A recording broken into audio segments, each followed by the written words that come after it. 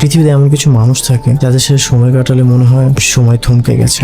আমি অনেকবার ভেবেছি কেন কিছু মুহূর্ত এত স্পেশাল মনে হয়। হয়তো তার কারণ পাশে থাকার মানুষটাই আলাদা। তোমার সাথে কাটানো প্রতিটা মুহূর্তই ঠিক এমনই। কখনো ভেবেছো কেন কিছু সম্পর্ক অন্য সব সম্পর্কের থেকেও অর্থপূর্ণ মনে হয়? আমি ভেবেছি পৃথিবীতে এমন কিছু মানুষ থাকে যার জন্য জীবনের গল্পটা সুন্দর হয়।